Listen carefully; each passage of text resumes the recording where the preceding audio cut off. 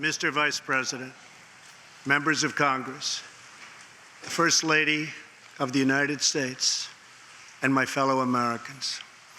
Less than 1 year has passed since I first stood at this podium in this majestic chamber to speak on behalf of the American people and to address their concerns, their hopes, and their dreams. That night, our new administration had already taken very swift action. A new tide of optimism was already sweeping across our land. Each day since, we have gone forward with a clear vision and a righteous mission to make America great again for all Americans.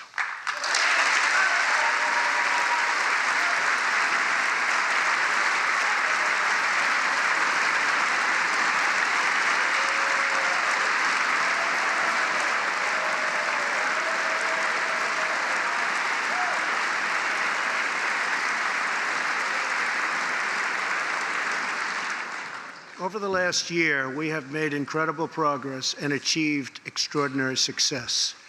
We have faced challenges we expected and others we could never have imagined. We have shared in the heights of victory and the pains of hardship.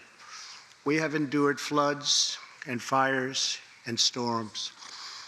But through it all, we have seen the beauty of America's soul and the steel in America's spine. Each test has forged new American heroes to remind us who we are and show us what we can be. We saw the volunteers of the Cajun Navy racing to the rescue with their fishing boats to save people in the aftermath of a totally devastating hurricane. We saw strangers shielding strangers from a hail of gunfire on the Las Vegas Strip. We heard tales of Americans like Coast Guard Petty Officer Ashley Leopard, who is here tonight in the gallery with Melania.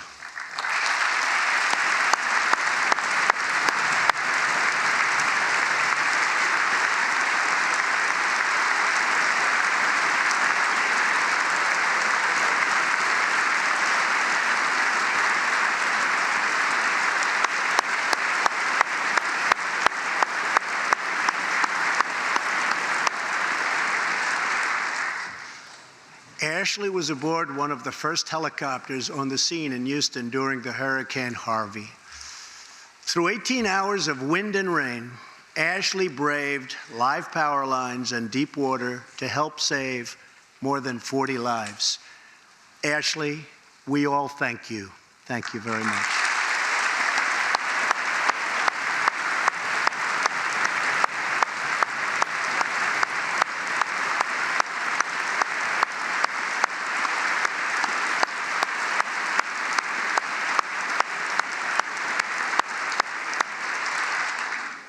We heard about Americans like firefighter David Dahlberg.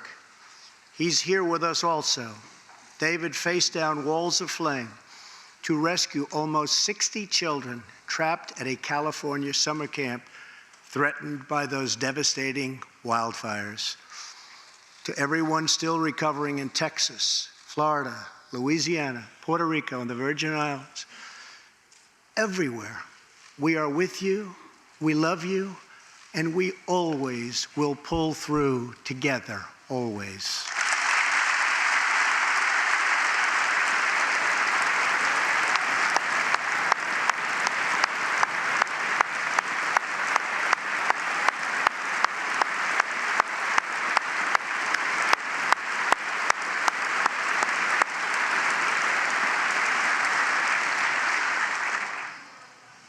Thank you to David and the brave people of California. Thank you very much, David.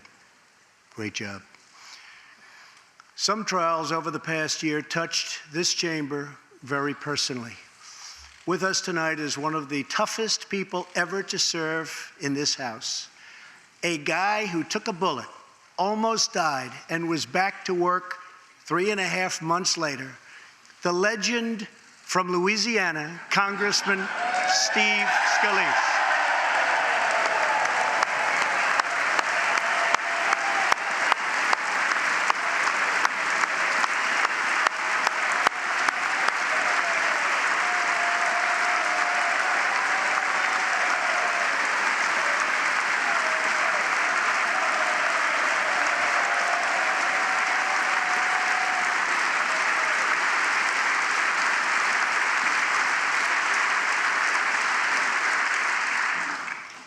I think they like you, Steve. We're incredibly grateful for the heroic efforts of the Capitol Police officers, the Alexandria Police, and the doctors, nurses, and paramedics who saved his life and the lives of many others, some in this room. In the aftermath, yes.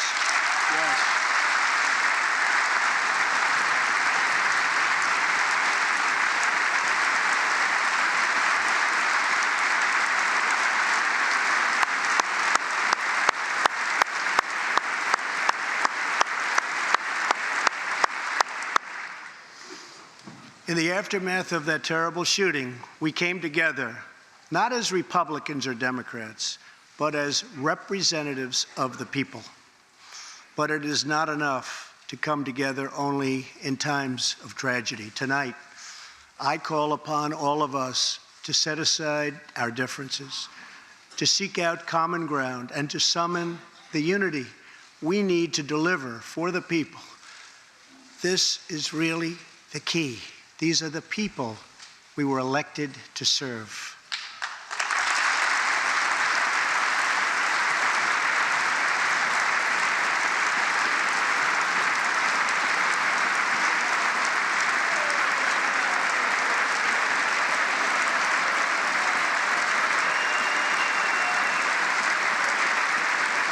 Thank you. Over the last year, the world has seen what we always knew, that no people on earth are so fearless or daring or determined as Americans. If there is a mountain, we climb it. If there's a frontier, we cross it. If there's a challenge, we tame it. If there's an opportunity, we seize it. So let's begin tonight by recognizing that the state of our union is strong, because our people are strong.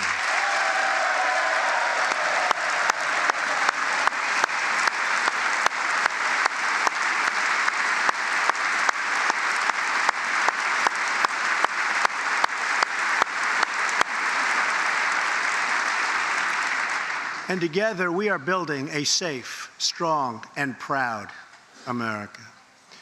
Since the election, we have created 2.4 million new jobs,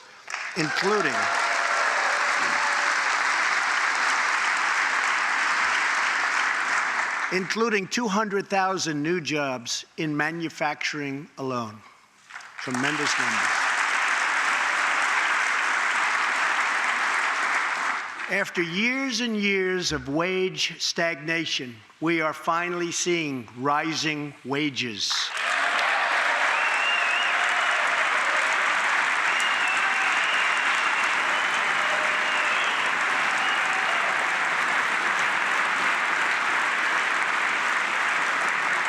Unemployment claims have hit a 45-year low.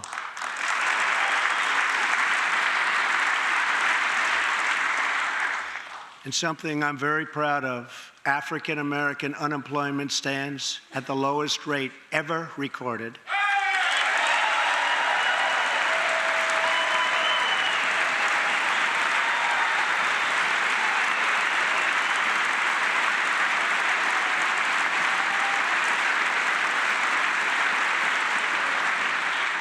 And Hispanic American unemployment has also reached the lowest levels in history.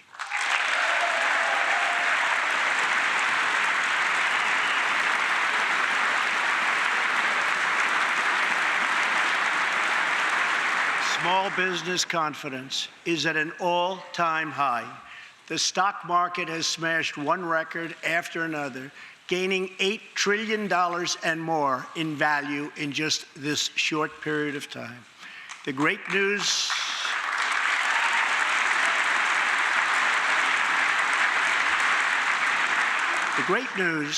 for Americans, 401k, retirement pension, and college savings accounts have gone through the roof. And just as I promised the American people from this podium 11 months ago, we enacted the biggest tax cuts and reforms in American history.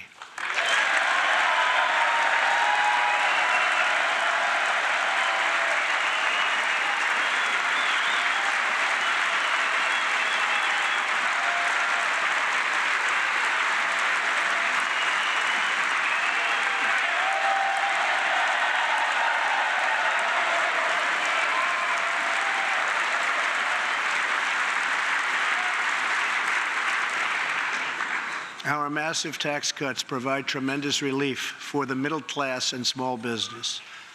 To lower tax rates for hardworking Americans, we nearly doubled the standard deduction for everyone.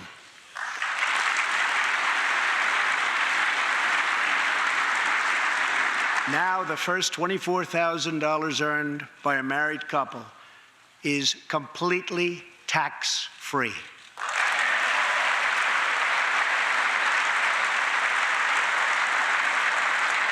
We also doubled the child tax credit.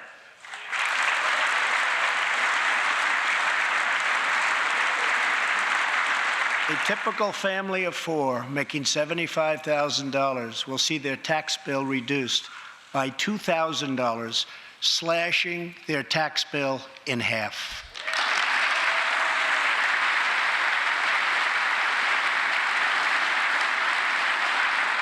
In April, this will be the last time you will ever file under the old and very broken system, and millions of Americans will have more take-home pay starting next month, a lot more.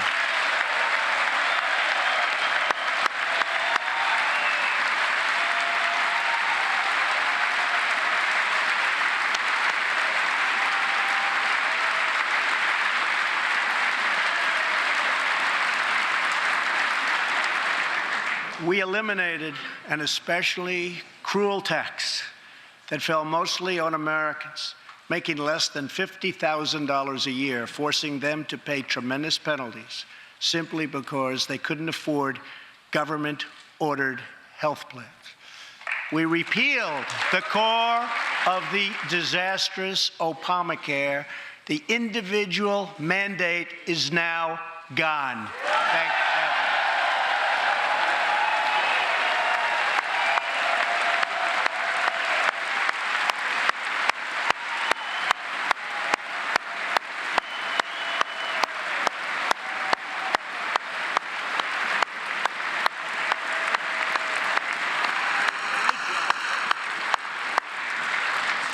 We slashed the business tax rate from 35% all the way down to 21%, so American companies can compete and win against anyone else anywhere in the world.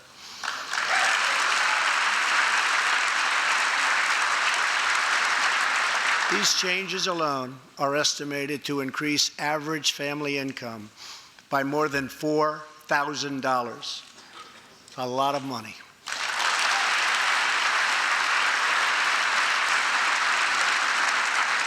Small businesses have also received a massive tax cut and can now deduct 20% of their business income. Here tonight are Steve Staub and Sandy Keplinger of Staub Manufacturing, a small, beautiful business in Ohio. They've just finished the best year in their 20-year history.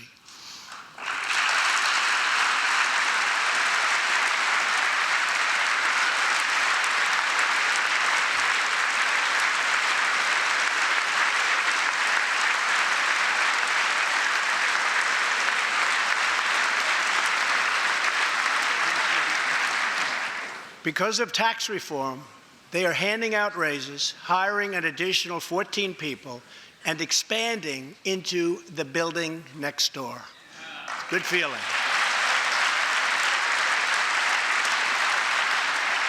One of Staub's employees, Corey Adams, is also with us tonight. Corey is an all-American worker. He supported himself through high school, lost his job during the 2008 recession, and was later hired by Staub, where he trained to become a welder. Like many hardworking Americans, Corey plans to invest his tax cut raise into his new home and his two daughters' education. Corey, please stand.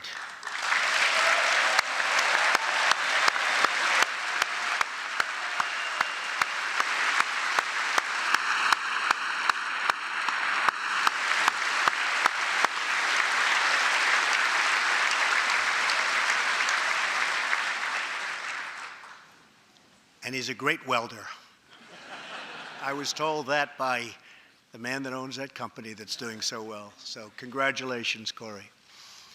Since we passed tax cuts, roughly 3 million workers have already gotten tax cut bonuses, many of them thousands and thousands of dollars per worker, and it's getting more every month, every week. Apple has just announced it plans to invest a total of $350 billion in America and hire another 20,000 workers.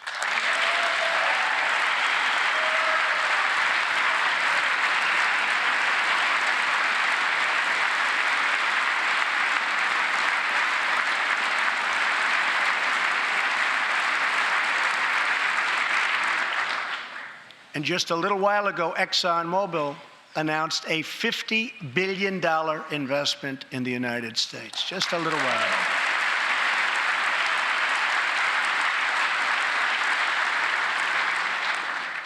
This, in fact, is our new American moment. There has never been a better time to start living the American dream. So to every citizen watching at home tonight, no matter where you've been or where you've come from, this is your time. If you work hard, if you believe in yourself, if you believe in America, then you can dream anything. You can be anything. And together, we can achieve absolutely anything.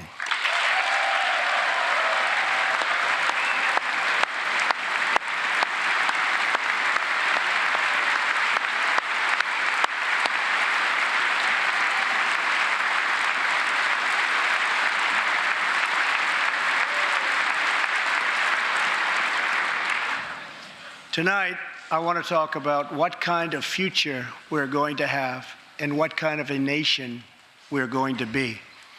All of us together as one team, one people, and one American family can do anything. We all share the same home, the same heart, the same destiny, and the same great American flag.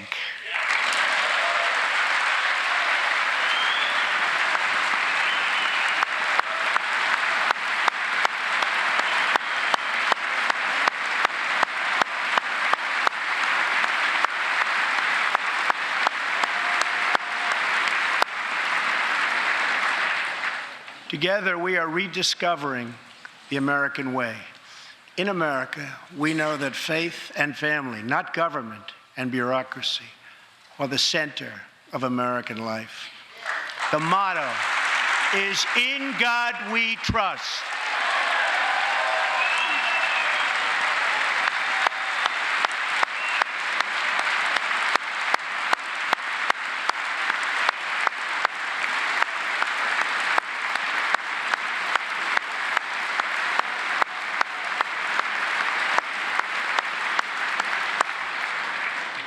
And we celebrate our police, our military, and our amazing veterans as heroes who deserve our total and unwavering support.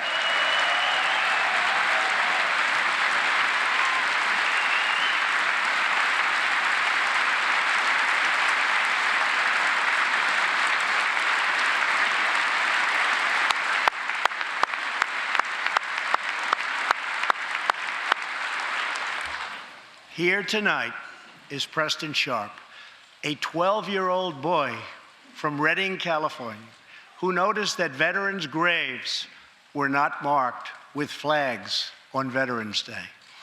He decided all by himself to change that and started a movement that has now placed 40,000 flags at the graves of our great heroes.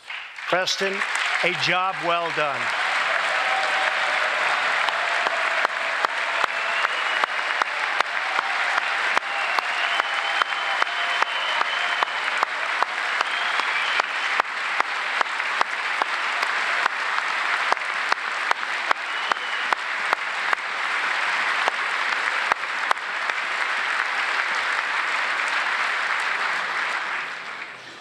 Young patriots like Preston teach all of us about our civic duty, as Americans.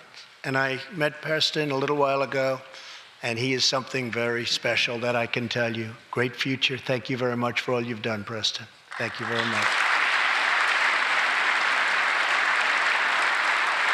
Preston's reverence for those who have served our nation reminds us of why we salute our flag, why we put our hands on our hearts for the Pledge of Allegiance, and why we proudly stand for the national anthem.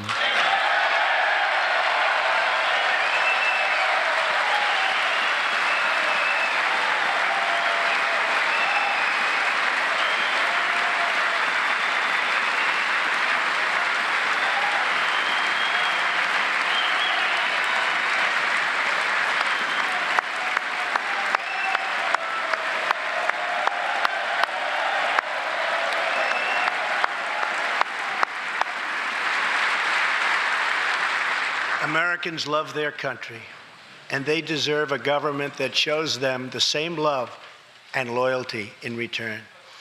For the last year, we have sought to restore the bonds of trust between our citizens and their government. Working with the Senate, we are appointing judges who will interpret the Constitution as written, including a great new Supreme Court justice and more circuit court judges than any new administration in the history of our country.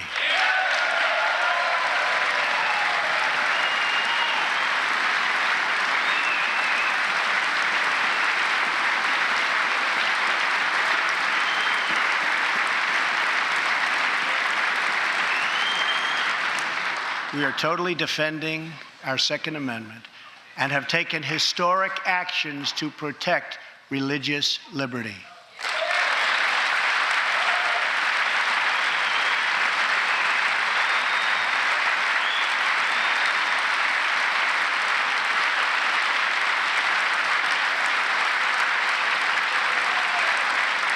And we are serving our brave veterans, including giving our veterans choice in their health care decisions.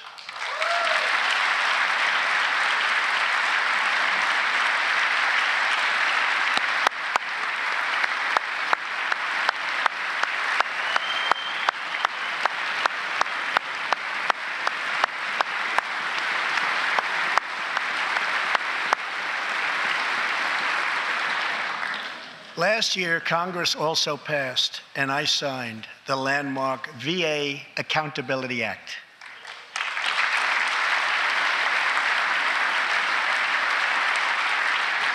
Since its passage, my administration has already removed more than 1,500 VA employees who failed to give our veterans the care they deserve, and we are hiring talented people who love our vets as much as we do.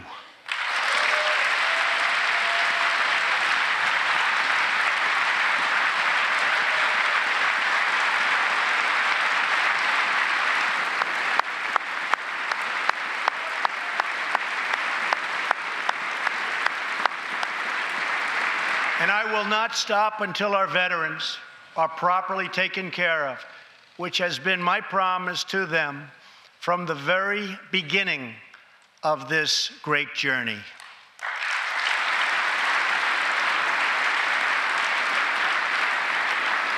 All Americans deserve accountability and respect, and that's what we are giving to our wonderful heroes, our veterans. Thank you.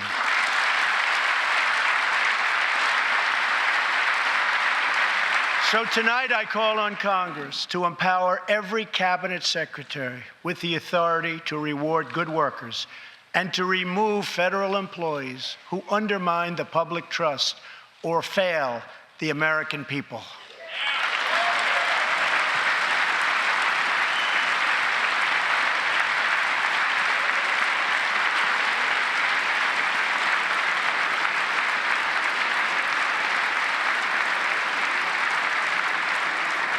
In our drive to make Washington accountable, we have eliminated more regulations in our first year than any administration in the history of our country.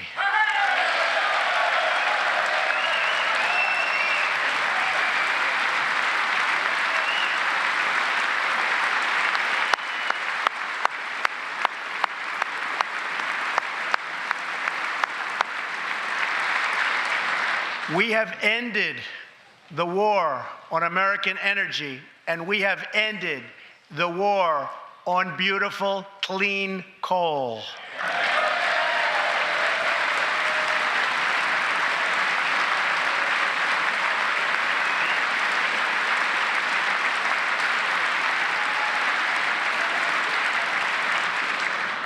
We are now very proudly an exporter of energy to the world.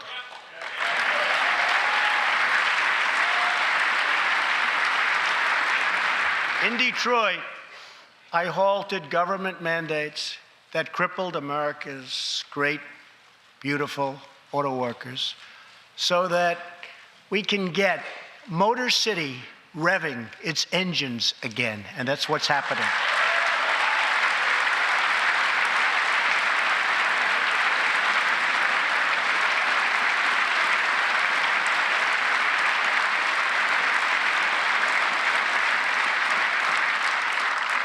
Many car companies are now building and expanding plants in the United States, something we haven't seen for decades.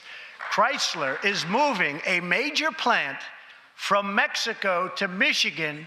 Toyota and Mazda are opening up a plant in Alabama, a big one, and we haven't seen this in a long time. It's all coming back.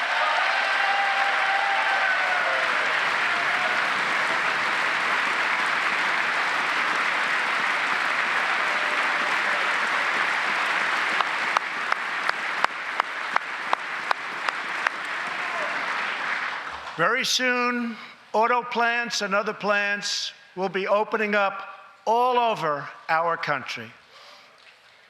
This is all news Americans are totally unaccustomed to hearing. For many years, companies and jobs were only leaving us. But now, they are roaring back, they're coming back. They want to be where the action is. They want to be in the United States of America. That's where they want to be.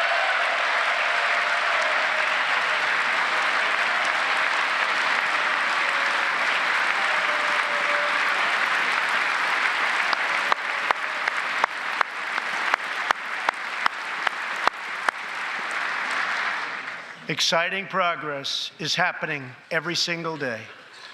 To speed access to breakthrough cures and affordable generic drugs, last year, the FDA approved more new and generic drugs and medical devices than ever before in our country's history.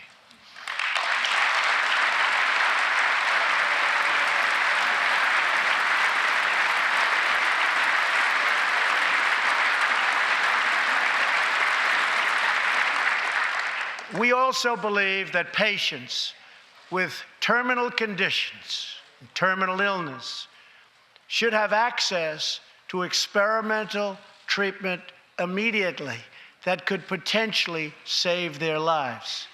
People who are terminally ill should not have to go from country to seek a cure. I want to give them a chance right here at home. It's time for Congress to give these wonderful, incredible Americans the right to try.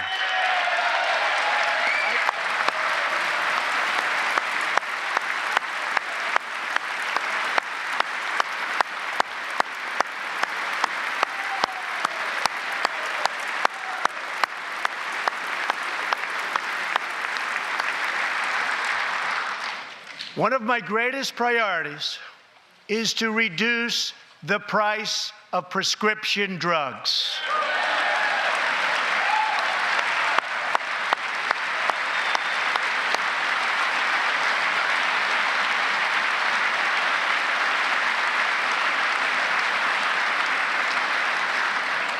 In many other countries, these drugs cost far less than what we pay in the United States, and it's very, very unfair. That is why I've directed my administration to make fixing the injustice of high drug prices one of my top priorities for the year.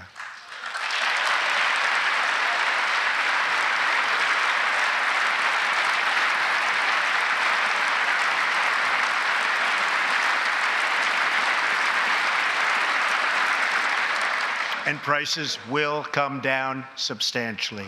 Watch. America has also finally turned the page on decades of unfair trade deals that sacrificed our prosperity and shipped away our companies, our jobs, and our wealth. Our nation has lost its wealth, but we're getting it back so fast. The era of economic surrender is totally over.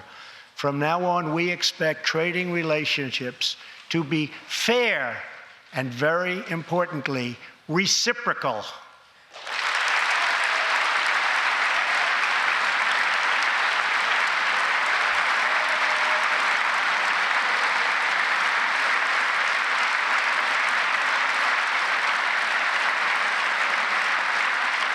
We will work to fix bad trade deals and negotiate new ones, and they'll be good ones, but they'll be fair. And we will protect American workers and American intellectual property through strong enforcement of our trade rules.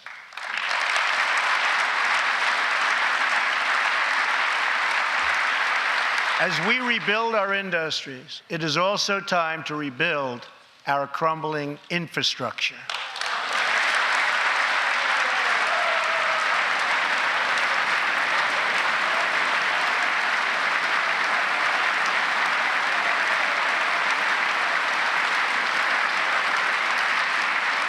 America is a nation of builders. We built the Empire State Building in just 1 year. Isn't it a disgrace that it can now take 10 years just to get a minor permit approved for the building of a simple road?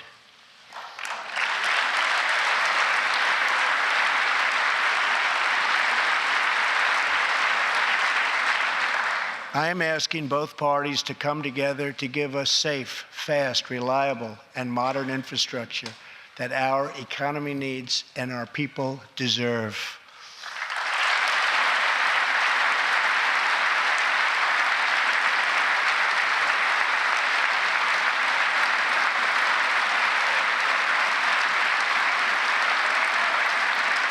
Tonight, I'm calling on Congress to produce a bill that generates at least $1.5 trillion for the new infrastructure investment that our country so desperately needs. Every federal dollar should be leveraged by partnering with state and local governments and, where appropriate, tapping into private sector investment to permanently fix the infrastructure deficit, and we can do it.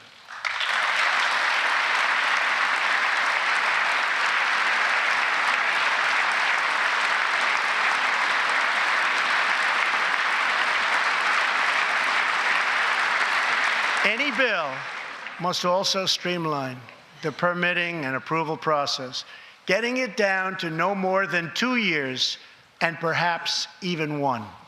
Together, we can reclaim our great building heritage.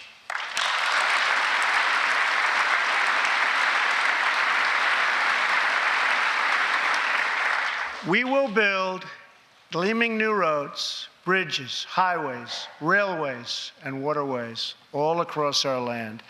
And we will do it with American heart, and American hands, and American grit.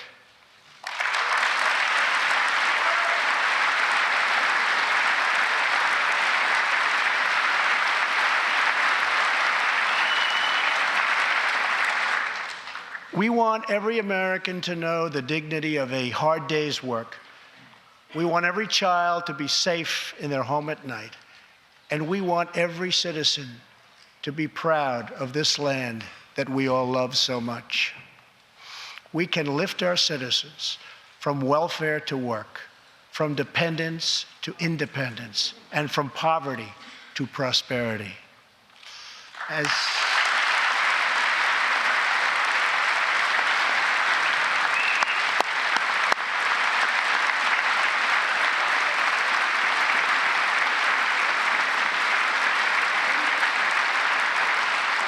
tax cuts create new jobs.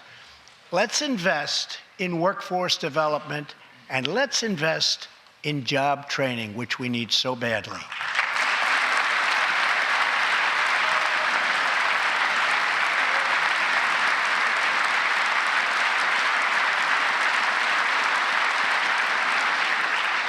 Let's open great vocational schools so our future workers can learn a craft and realize their full potential.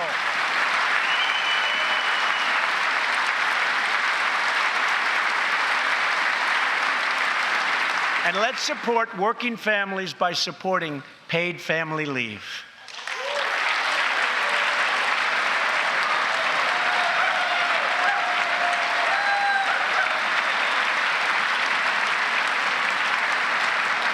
As America regains its strength, opportunity must be extended to all citizens. That is why this year we will embark on reforming our prisons to help former inmates who have served their time get a second chance at life.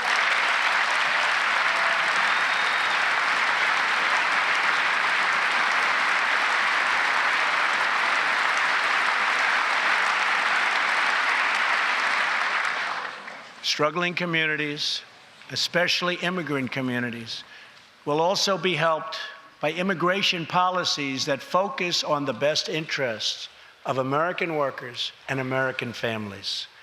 For decades, open borders have allowed drugs and gangs to pour into our most vulnerable communities. They've allowed millions of low-wage workers to compete for jobs and wages against the poorest Americans. Most tragically, they have caused the loss of many innocent lives. Here tonight are two fathers and two mothers, Evelyn Rodriguez, Freddie Cuevas, Elizabeth Alvarado, and Robert Mickens. Their two teenage daughters, Kayla Cuevas and Nisa Mickens, were close friends on Long Island.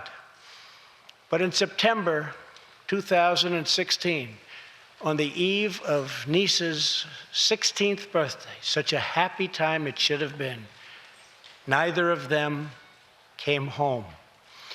These two precious girls were brutally murdered while walking together in their hometown. 6 members of the savage MS-13 gang have been charged with Kayla and Nisa's murders. Many of these gang members took advantage of glaring loopholes in our laws to enter the country as illegal, unaccompanied, alien minors and wound up in Kayla and Nisa's high school. Evelyn, Elizabeth, Freddie, and Robert, tonight everyone in this chamber is praying for you. Everyone in America is grieving for you. Please stand. Thank you very much.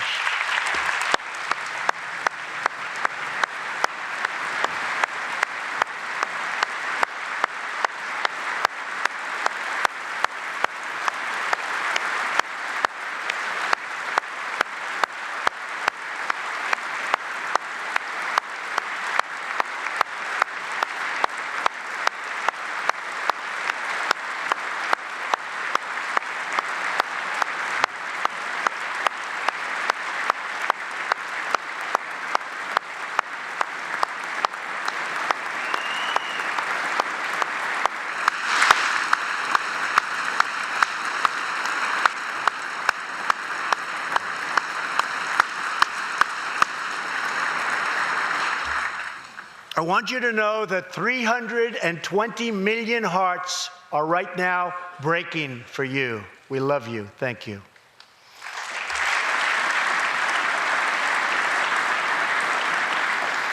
While we cannot imagine the depths of that kind of sorrow, we can make sure that other families never have to endure this kind of pain.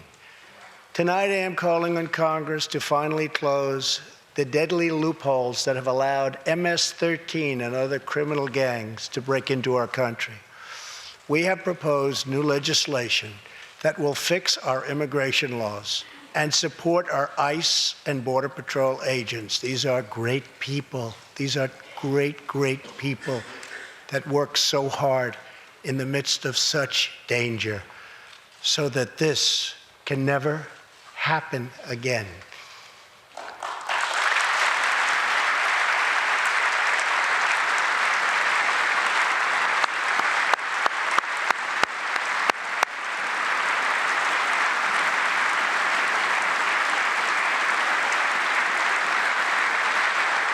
The United States is a compassionate nation.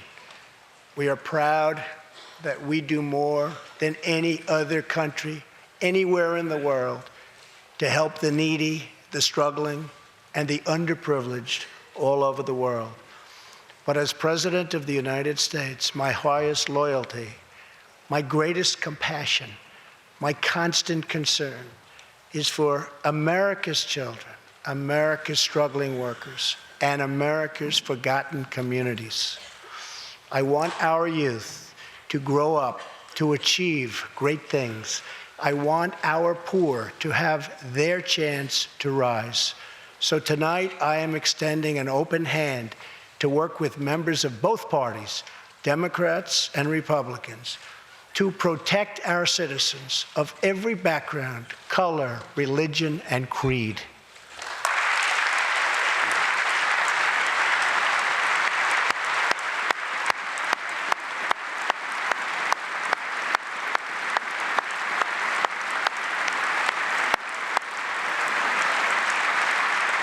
My duty, and the sacred duty of every elected official in this chamber, is to defend Americans, to protect their safety, their families, their communities, and their right to the American dream. Because Americans are dreamers too.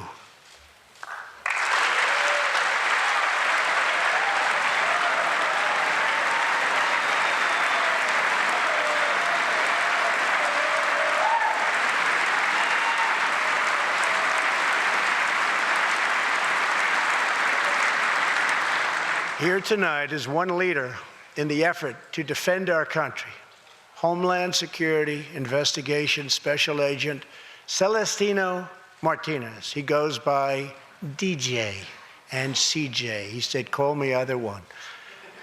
So we'll call you CJ. Served 15 years in the Air Force before becoming an ICE agent and spending the last 15 years fighting gang violence and getting dangerous criminals off of our streets. Tough job. At one point, MS-13 leaders ordered CJ's murder, and they wanted it to happen quickly. But he did not cave to threats or to fear. Last May, he commanded an operation to track down gang members on Long Island. His team has arrested nearly 400, including more than 220 MS-13 gang members. And I have to tell you what the Border Patrol and ICE have done. We have sent thousands and thousands and thousands of MS-13 horrible people out of this country or into our prisons. So I just want to congratulate you, CJ. You're a brave guy. Thank you very much.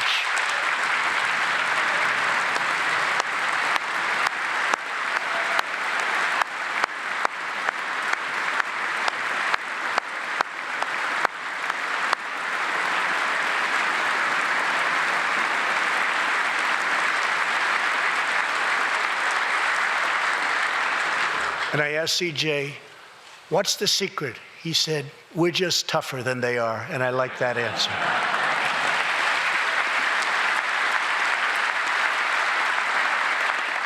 Now let's get Congress to send you, and all of the people in this great chamber have to do it. We have no choice. CJ, we're going to send you reinforcements, and we're going to send them to you quickly. It's what you need.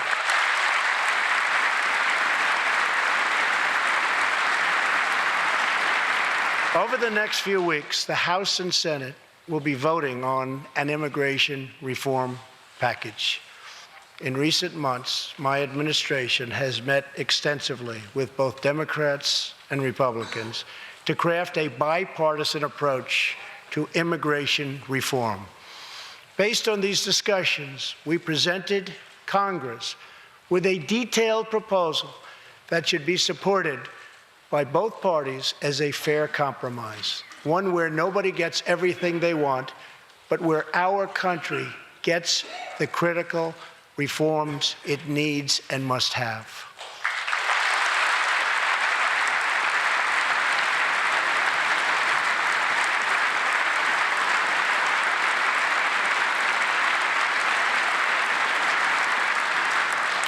Here are the 4 pillars of our plan. The first pillar of our framework generously offers a path to citizenship for 1.8 million illegal immigrants who were brought here by their parents at a young age. That covers almost 3 times more people than the previous administration covered.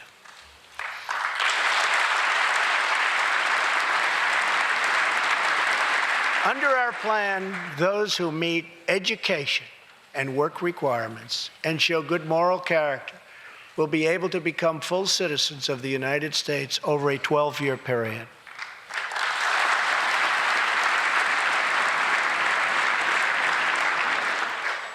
The second pillar fully secures the border.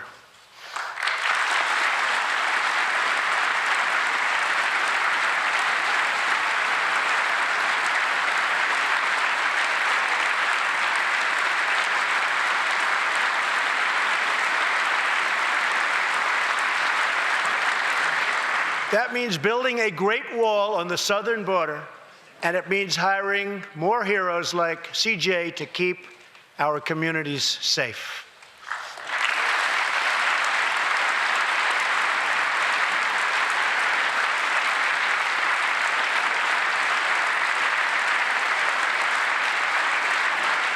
Crucially, our plan closes the terrible loopholes exploited by criminals and terrorists to enter our country, and it finally ends the horrible and dangerous practice of catch and release.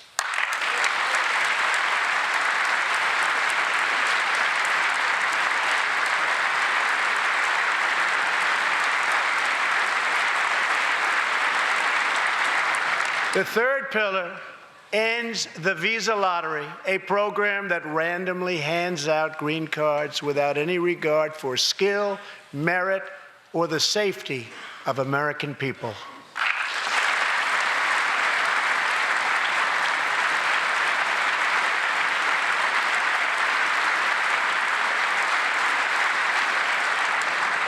It's time to begin moving toward a merit-based immigration system, one that admits people who are skilled, who want to work, who will contribute to our society, and who will love and respect our country.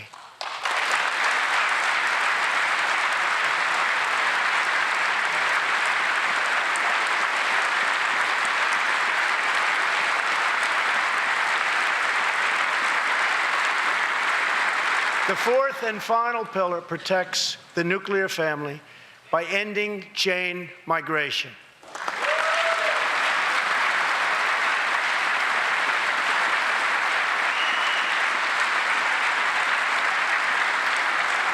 Under the current broken system, a single immigrant can bring in virtually unlimited numbers of distant relatives. Under our plan, we focus on the immediate family by limiting sponsorships to spouses and minor children.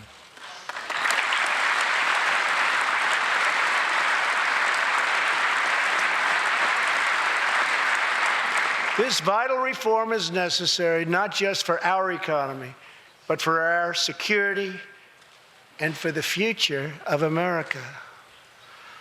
In recent weeks, 2 terrorist attacks in New York were made possible by the visa lottery and chain migration.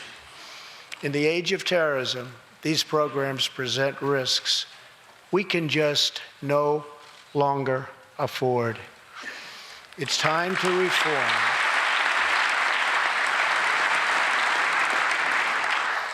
these outdated immigration rules and finally bring our immigration system into the 21st century.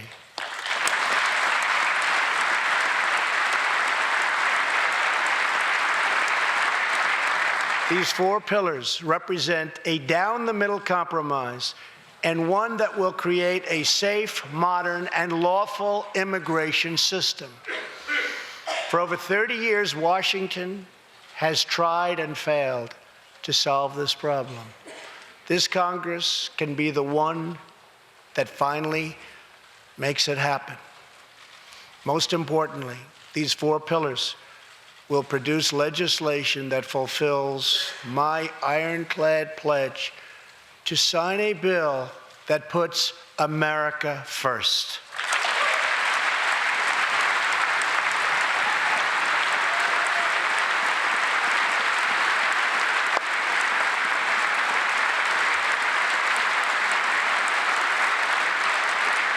So let's come together, set politics aside, and finally get the job done.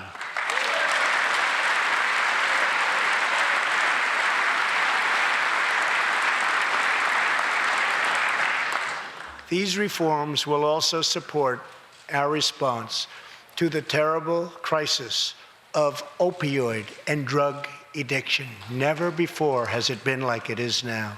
It is terrible. We have to do something about it.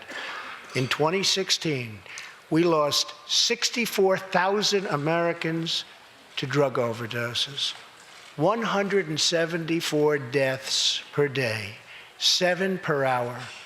We must get much tougher on drug dealers and pushers if we are going to succeed in stopping this scourge.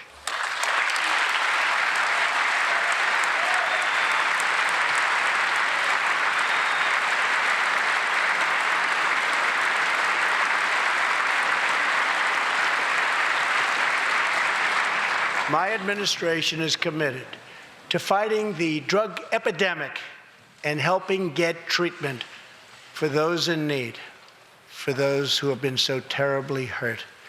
The struggle will be long and it will be difficult, but as Americans always do, in the end, we will succeed, we will prevail.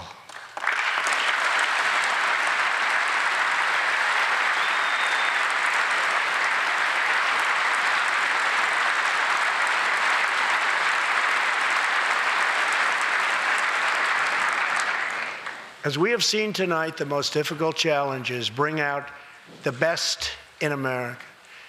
We see a vivid expression of this truth in the story of the Holetz family of New Mexico. Ryan Holetz is 27 years old, an officer with the Albuquerque Police Department. He's here tonight with his wife, Rebecca.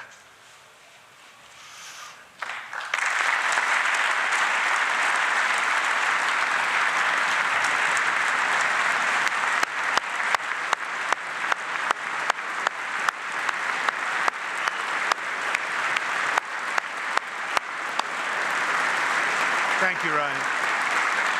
Last year, Ryan was on duty when he saw a pregnant, homeless woman preparing to inject heroin.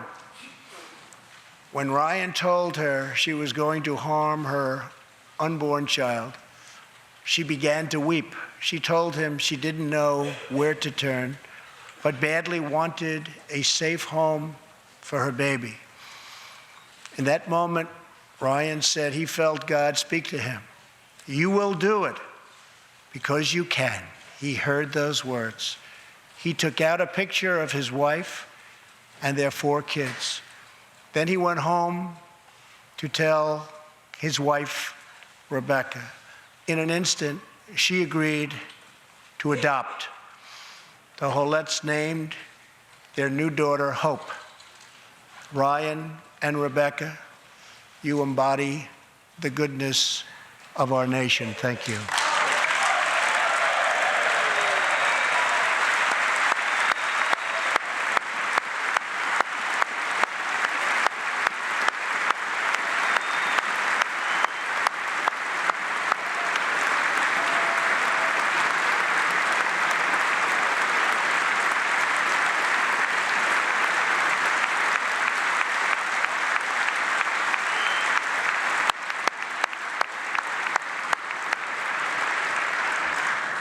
Thank you, Ryan and Rebecca. As we rebuild America's strength and confidence at home, we are also restoring our strength and standing abroad. Around the world, we face rogue regimes, terrorist groups, and rivals like China and Russia that challenge our interests, our economy, and our values. In confronting these horrible dangers, we know that weakness is the surest path to conflict, and unmatched power is the surest means to our true and great defense. For this reason, I am asking Congress to end the dangerous defense sequester and fully fund our great military.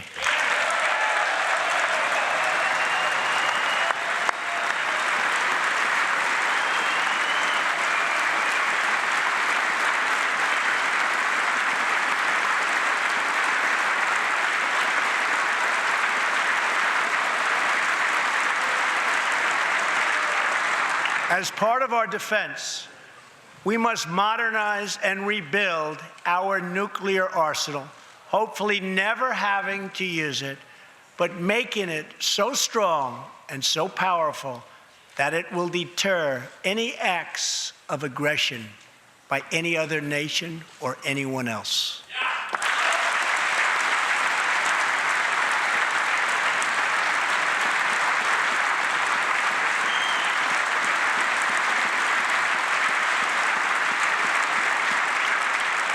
Perhaps someday in the future, there will be a magical moment when the countries of the world will get together to eliminate their nuclear weapons. Unfortunately, we are not there yet, sadly.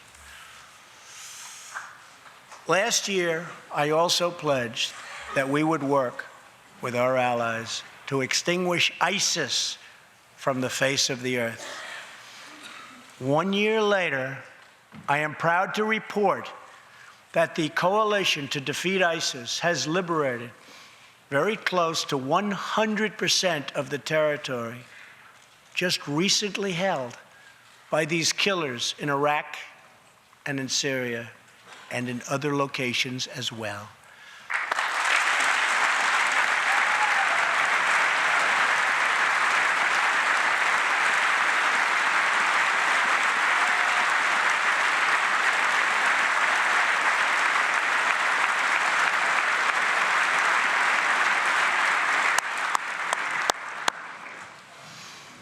But there is much more work to be done.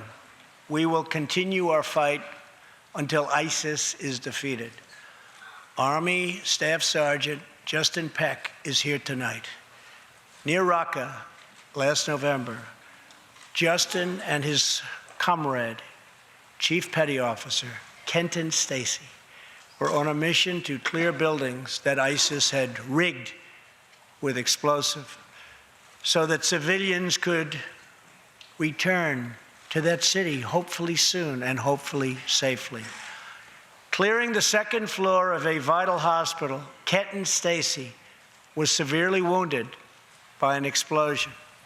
Immediately, Justin bounded into the booby-trapped and unbelievably dangerous and unsafe building and found Kenton, but in very, very bad shape. He applied pressure to the wound and inserted a tube to reopen an airway. He then performed CPR for 20 straight minutes during the ground transport and maintained artificial respiration through 2.5 hours and through emergency surgery. Kenton Stacy would have died if it were not for Justin's selfless love for his fellow warrior. Tonight, Kenton is recovering in Texas. Raqqa is liberated, and Justin is wearing his new Bronze Star with a V for valor. Staff Sergeant Peck, all of America salutes you.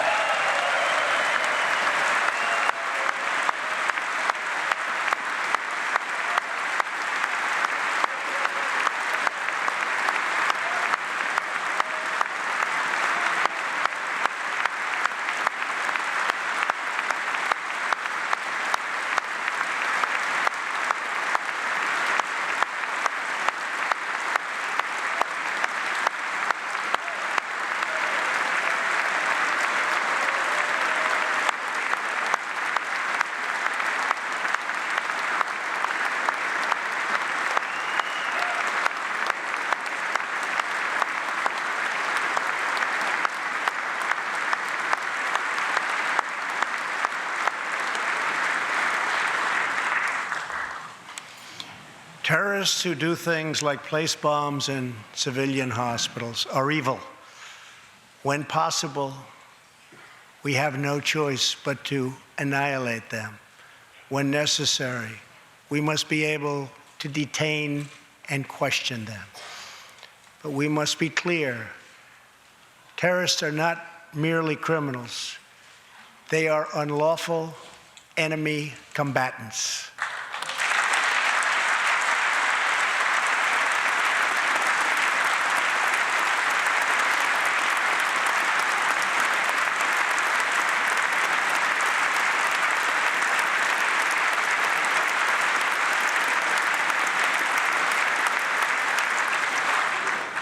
And when captured overseas, they should be treated like the terrorists they are. In the past, we have foolishly released hundreds and hundreds of dangerous terrorists, only to meet them again on the battlefield, including the ISIS leader, al-Baghdadi, who we captured, who we had, who we released. So today, I'm keeping another promise. I just signed, prior to walking in, an order directing Secretary Mattis, who is doing a great job. Thank you.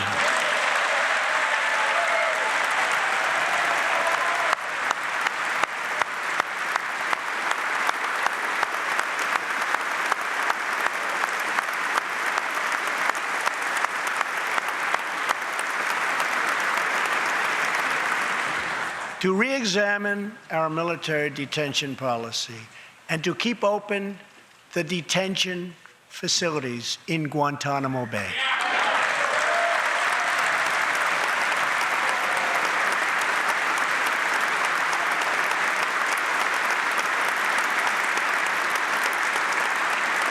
I am asking Congress to ensure that in the fight against ISIS and al-Qaeda, we continue to have all necessary power to detain terrorists wherever we chase them down, wherever we find them.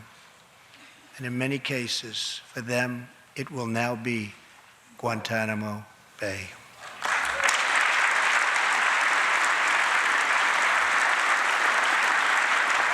At the same time, as of a few months ago, our warriors in Afghanistan have new rules of engagement.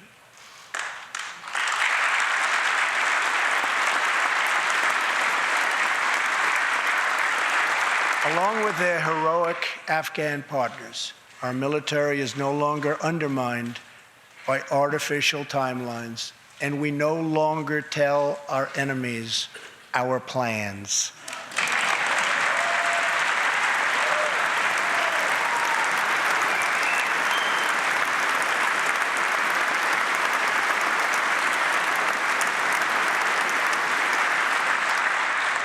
Last month, I also took an action endorsed unanimously by the U.S. Senate just months before.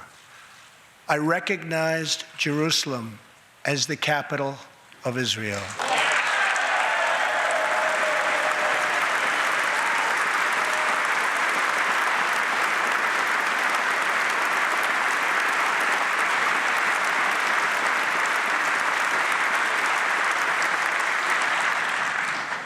Shortly afterwards, dozens of countries voted in the United Nations General Assembly against America's sovereign right to make this decision.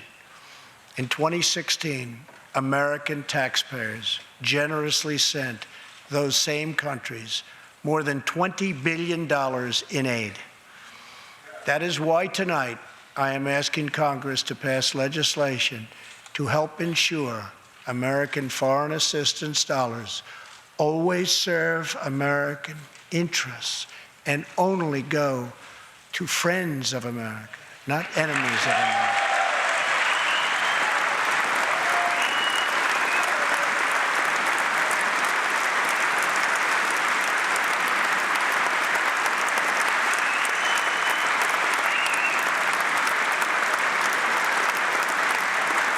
As we strengthen friendships all around the world, we are also restoring clarity about our adversaries. When the people of Iran rose up against the crimes of their corrupt dictatorship, I did not stay silent. America stands with the people of Iran in their courageous struggle for freedom.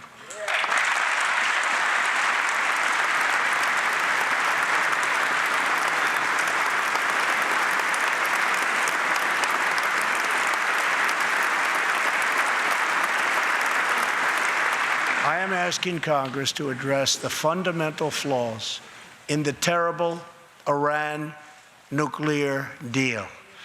My administration has also imposed tough sanctions on the communist and socialist dictatorships in Cuba and Venezuela.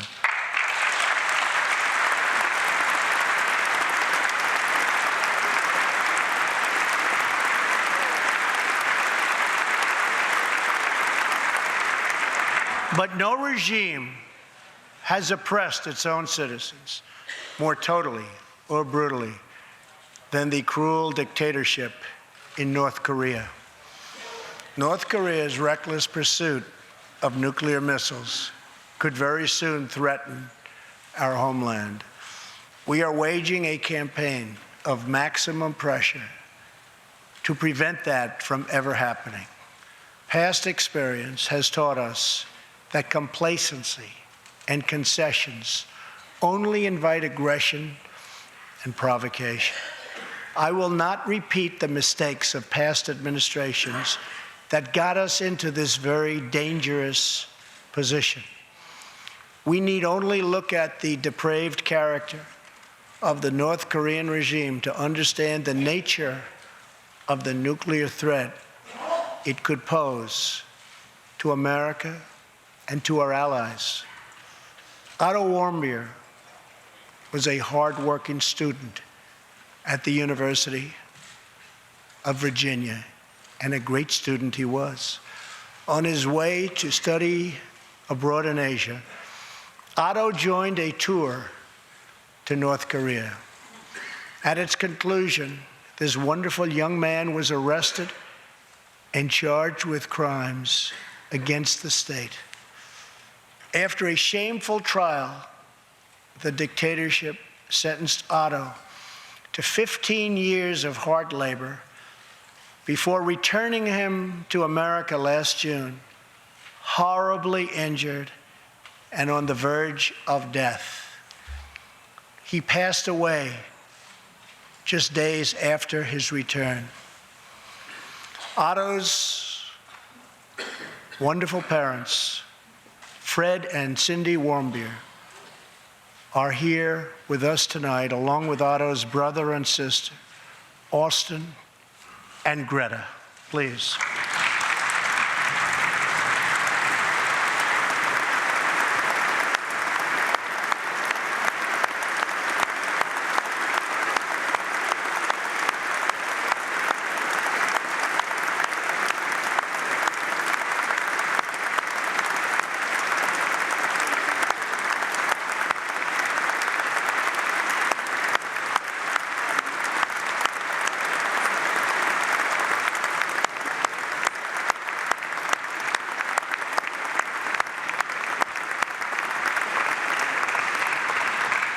Incredible people.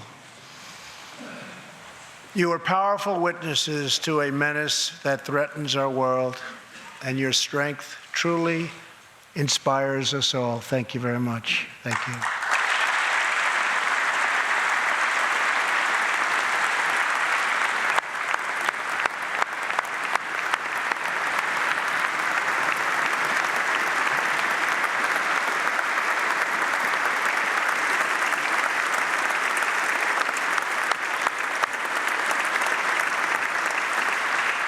Tonight, we pledge to honor Otto's memory with total American resolve. Thank you. Finally,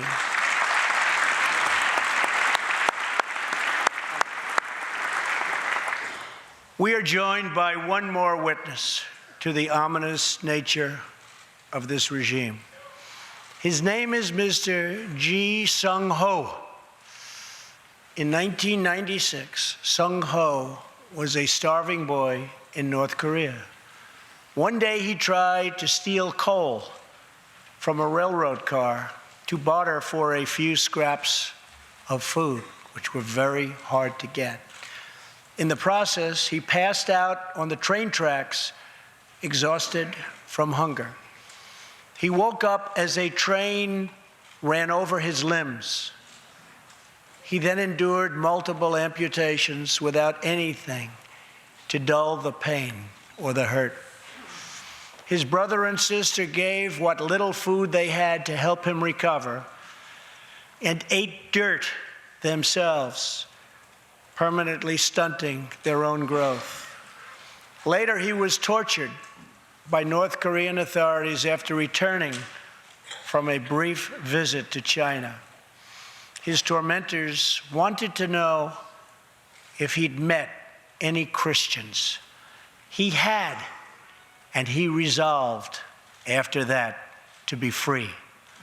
Sung Ho traveled thousands of miles on crutches all across China and Southeast Asia to freedom.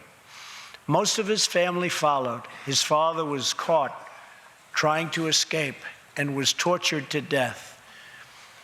Today, he lives in Seoul, where he rescues other defectors and broadcasts into North Korea what the regime fears most: the truth. Today, he has a new leg, but Sung Ho, I understand you still keep those old crutches as a reminder of how far you've come. Your great sacrifice is an inspiration to us all. Please, thank you.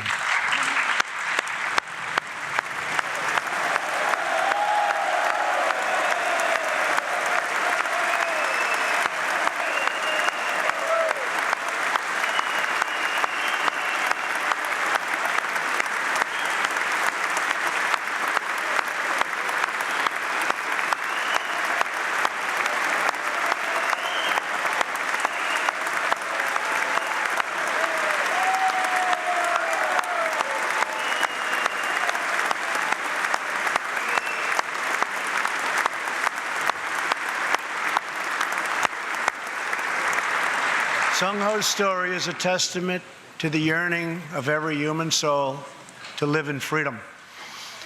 It was that same yearning for freedom that nearly 250 years ago gave birth to a special place called America.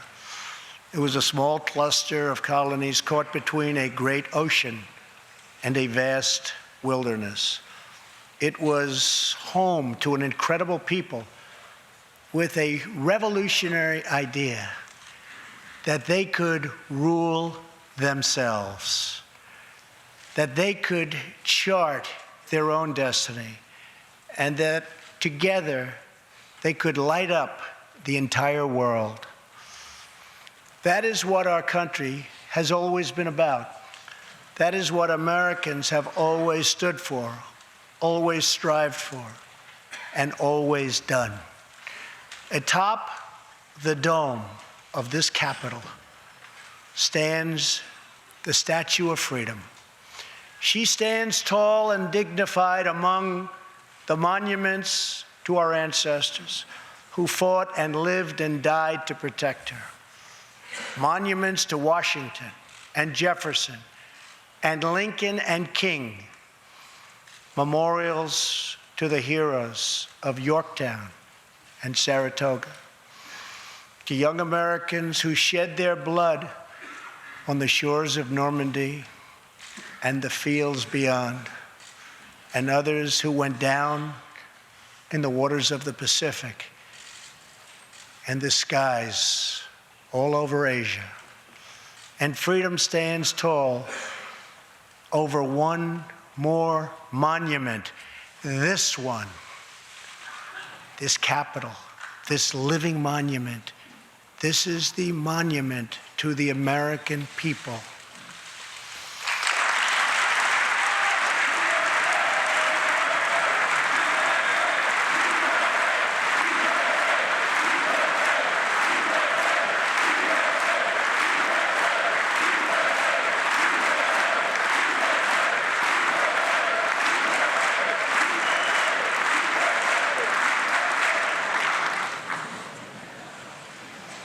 We're a people whose heroes live not only in the past, but all around us, defending hope, pride, and defending the American way. They work in every trade. They sacrifice to raise a family. They care for our children at home. They defend our flag abroad. And they are strong moms and brave kids. They are firefighters and police officers and border agents, medics and Marines. But above all else, they are Americans. And this capital, this city, this nation belongs entirely to them.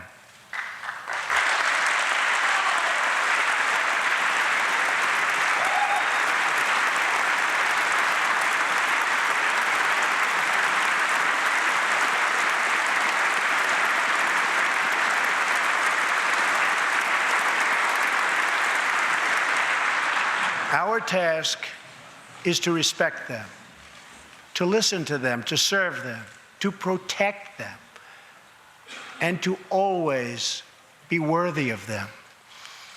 Americans fill the world with art and music. They push the bounds of science and discovery, and they forever remind us of what we should never, ever forget. The people dreamed this country. The people built this country.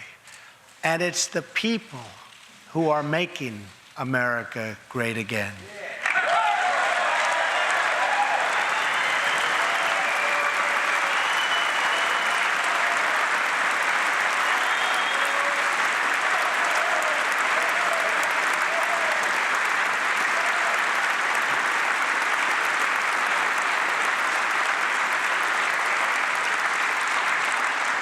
As long as we are proud of who we are and what we are fighting for, there is nothing we cannot achieve.